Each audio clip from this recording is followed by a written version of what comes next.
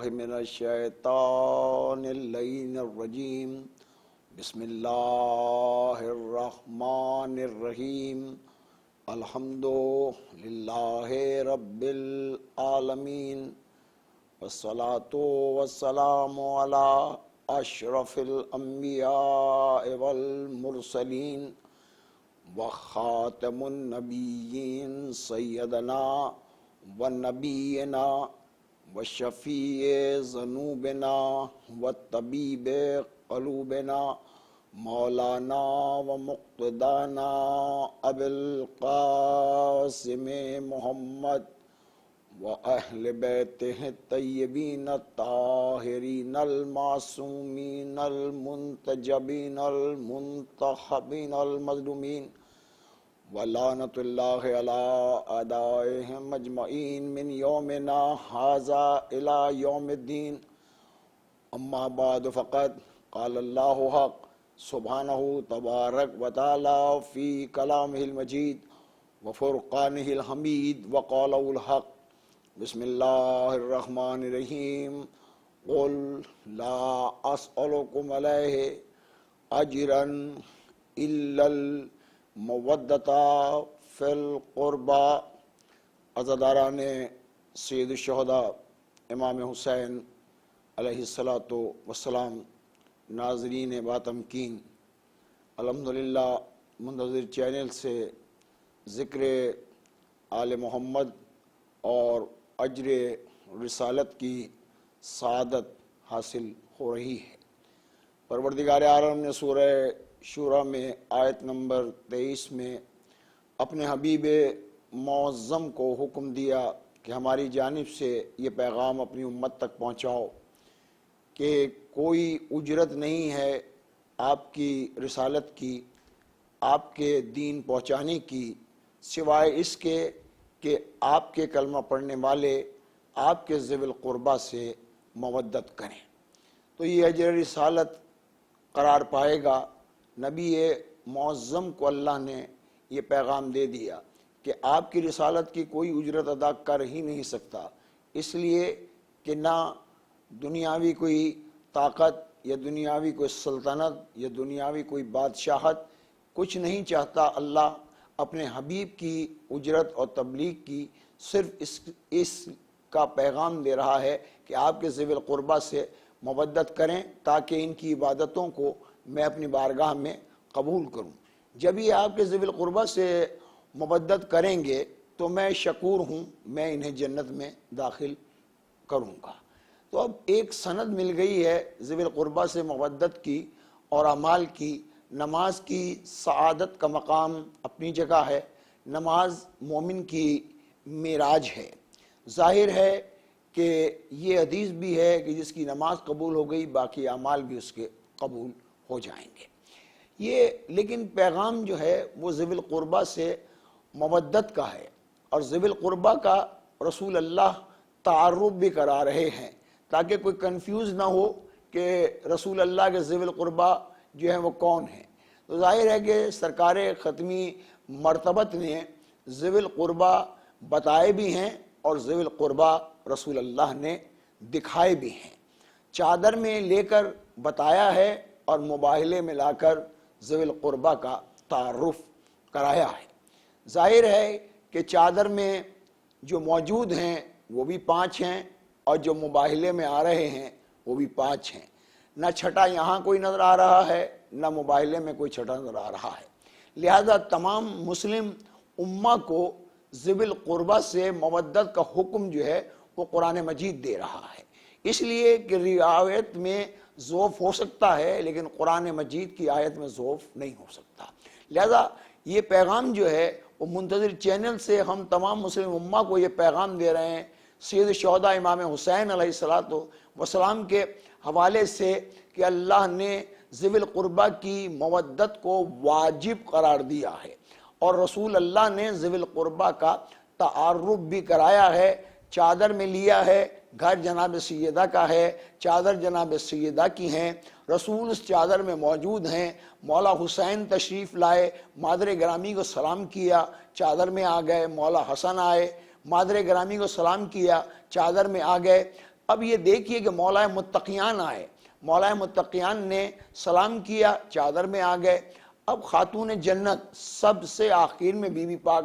بطول آئیں، آ کے کہتی ہیں بابا ہم بھی چادر میں آ جائیں؟ رسول اللہ نے ارشاد فرمایا کہ ہاں میری نیک دختر آپ بھی چادر میں آئیے۔ جیسے ہی بی بی نے چادر میں قدم رکھا اور بی بی چادر میں آئیں تو فوراً جو ہے وہ جبریل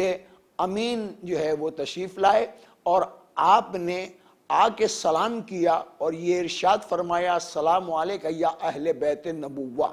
اے رسول کی اہل بیت تم پر خدا کا سلام ہو۔ تو اب یہ عظمت جو ہے ذوی القربہ کی حضرت جبریل علیہ السلام بھی بتا رہے ہیں کہ ذوی القربہ جو ہیں وہ کون ہیں۔ چادر میں آ گئے ہیں،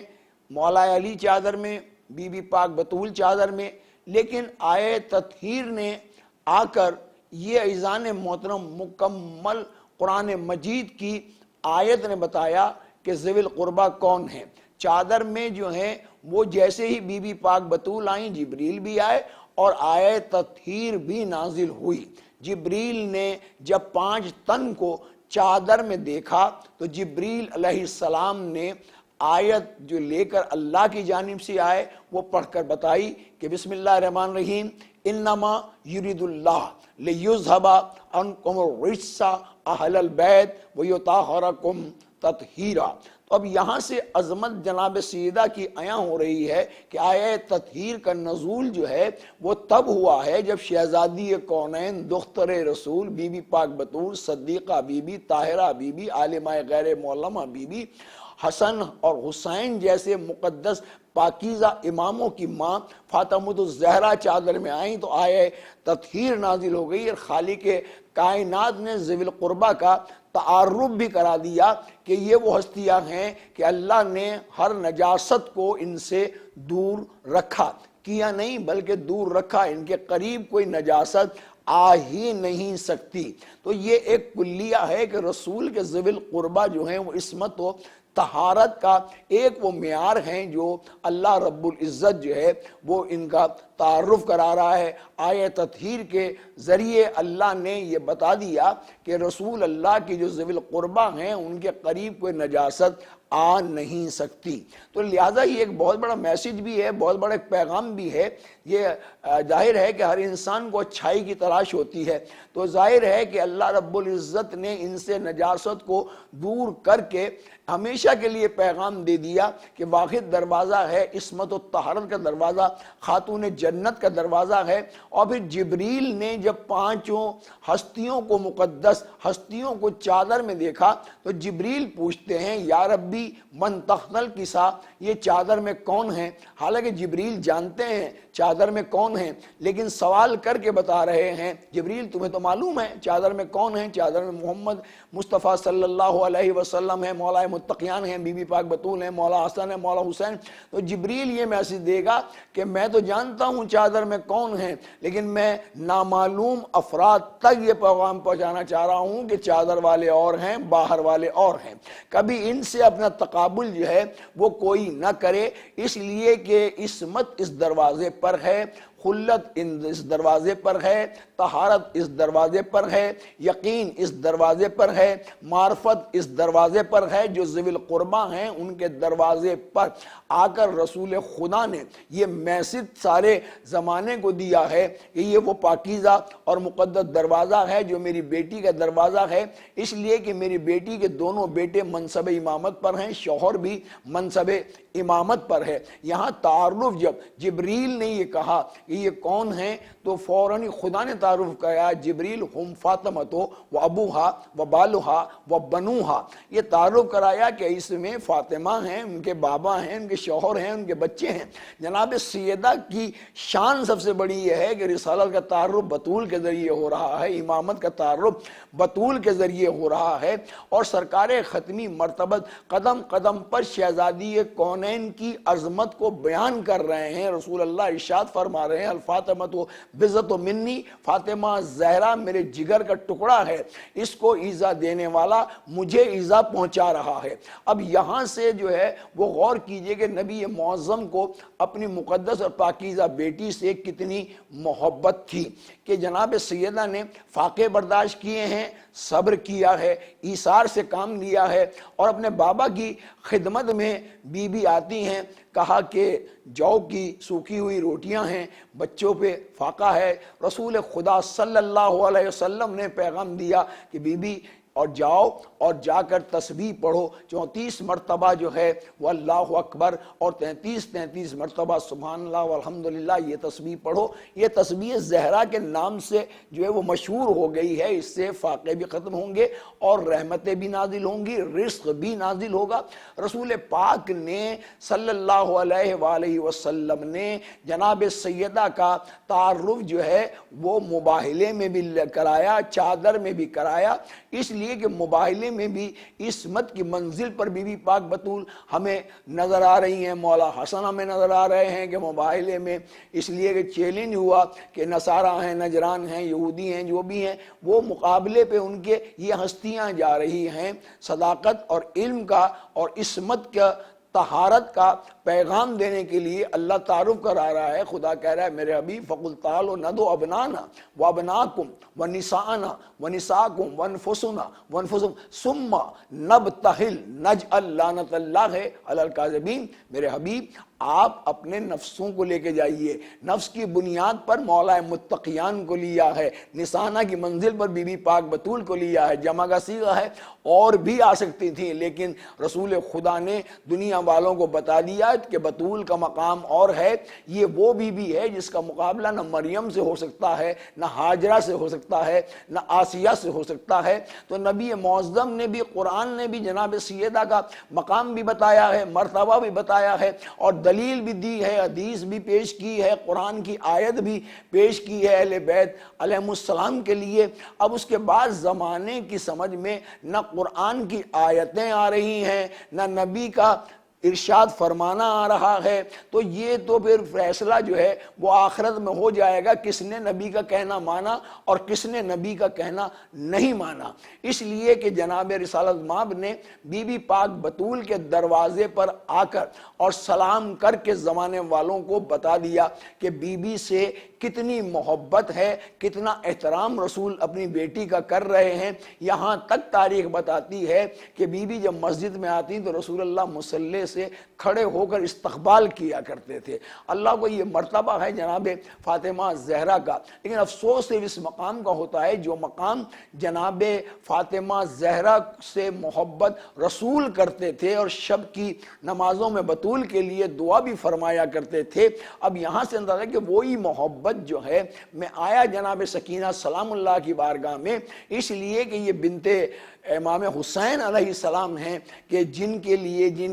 جنہیں شب کی نمازوں میں حسین نے خدا سے جو ہے وہ جناب سکینہ کو مانگا ہے۔ تو ظاہر ہے کہ جناب سکینہ سلام اللہ علیہ ظاہر کہ بہت بڑا مقام ہے، چھوٹی بچی ہیں، 4 برس کی عمر ہے، لیکن یہ اس آیہ تطہیر میں جو شامل ہو رہی ہیں، اس لیے کہ یہ اولاد امام ہیں، اولاد رسول ہیں، اور جناب سکینہ کو مدینے میں مولا حسین علیہ السلام اپنے سینے پر لٹایا کرتے تھے، اور وہ مولا حسین ارشاد فرماتے تھے مجھے وہ گھر اچھا نہیں لگتا جہاں پر سکینہ کا ذکر نہ ہوتا ہو، سکینہ کا تذکرہ نہ ہوتا ہو۔ اس لیے کہ جس طرح رسول اللہ راضی ہوتے ہیں جب ان کی بیٹی بطول کا ذکر آتا ہے، جب تقوی کی بات آتی ہے، صبر کی بات آتی ہے، بطول کا ذکر آتا ہے، رسول اللہ راضی ہوتے ہیں۔ اور یہاں تک بیان کیا گیا ہے جس سے بطول ناراض ہے اس سے رسول ناراض ہے، اور جس سے بطول راضی ہے اس سے رسول راضی ہے، جس سے رسول راضی ہے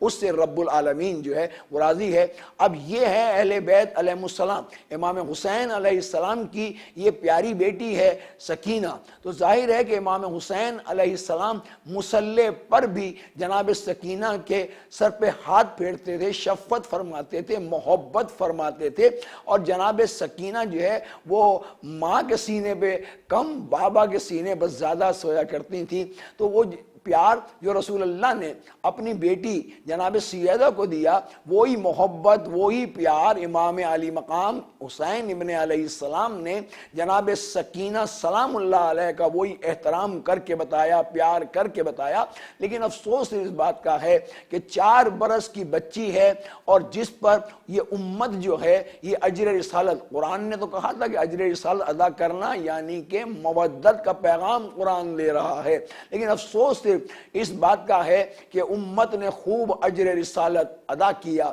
یہ کربلا میں جو 3 دن کا پیاسا ہے یہ کون ہے مسلمانوں؟ یہ نبی کا نواسہ ہے۔ یہ جو مستورات ہیں یہ کون ہیں؟ یہ نبی کے اہل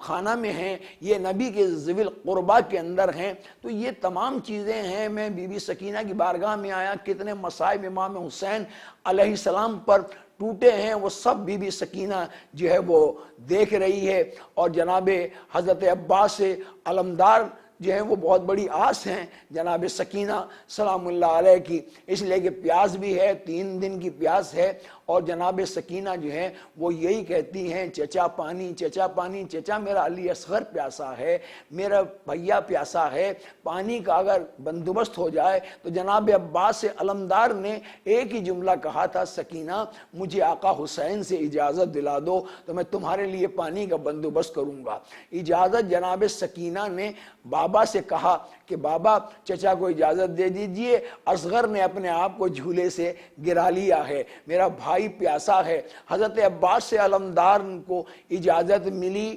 گھوڑے پر سوار ہوئے، پانی لینے کے لیے گئے۔ سکینہ تک رہی ہے، دیکھ رہی ہے اور بتا رہی ہے کہ بابا چچا نہر پر پہنچ گئے ہیں، چچا نے مشکیزہ بھر لیا ہے، لیکن ظالموں نے جناب سکینہ کے مشکیزے پر تیر مارا، پانی بہہ گیا۔ حضرت عباس علیہ السلام کے بازو قلم ہو گئے، اور جب عباس گھوڑے پہ نظر نہ آئے تو سکینہ نے رو کے ایک جملہ کہا تھا، بابا میرا چچا نظر نہیں آ رہا ہے، میرا چچا نظر نہیں آ رہا ہے، مشکی نظر نہیں آتا، علم نظر نہیں آ رہا۔ تو حسین مولا نے ایک ہی جملہ کہا تھا سینے سے لگا کر، سکینہ انا للہ و انا الیہ راجعون، سکینہ تیرا چچا جو ہے وہ بہشت کی طرف چلا گیا ہے، بابا کی خدمت میں چلا گیا ہے۔ سکینہ تڑپ کر رہ گئی، چچا نہیں آئے، حسین گئے۔ امام مظلوم کربلا نے علم لیا، علم لے کے جب خیموں میں آئے، علم کو آتے ہوئے دیکھا تھا تو سکینہ نے آواز دی تھی، 45 چھوٹے چھوٹے بچوں کو آواز دی،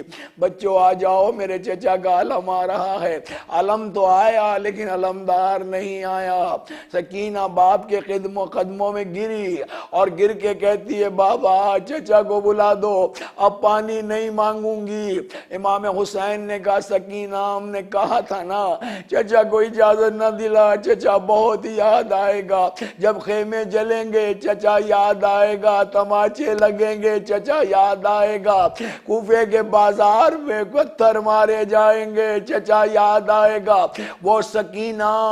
جو کوفے کی منزلیں طے کرتی جا رہی ہے، اذیتیں پھوپھی کے ساتھ اٹھاتی جا رہی ہے، لیکن جب شام کا زندان آ گیا تو یہی سکینہ کو علیحدہ زندان میں رکھا گیا۔ وہ سکینہ حسین کے سینے پہ سونے والی سکینہ، جس کا بھائی قیدی سید سجاد عابد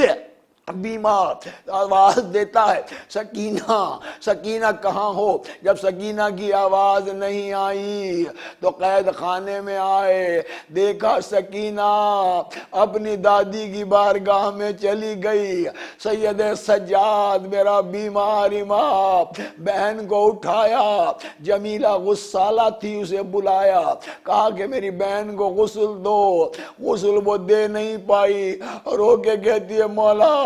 میں مجبور ہوں، اس لیے خون بھرا کرتا بدن سے چپکا ہوا ہے۔ سید سجاد عابد بیمار نے اسی کرتے میں جناب سکینہ کو زندان میں بنی ہوئی قبر کی طرف بڑھے، جیسے ہی قبر میں اتارنے لگے قبر سے آواز آئی، 2 ہاتھ بلند ہوئے تھے، یا سجاد لا میری سکینہ کو مجھے دے، میں سکینہ کا چچا چچا عباس، عباس، ہائے سکینہ،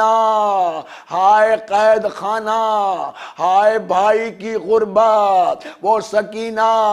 جو تماچے کھاتی رہی، گھرکیاں کھاتی رہی، اذیتیں اٹھاتی رہی، آج وہ سکینہ جدا ہو رہی ہے اپنے بھائی سید سجاد سے، عابد بیمار سے، پھوپھی زینب سے۔ پھوپھی زینب میری چادر، پھوپھی زینب میرے تماچے لگے، ہائے سکینہ، ہائے چچا عباس، واہ حسینہ، واہ غربتا۔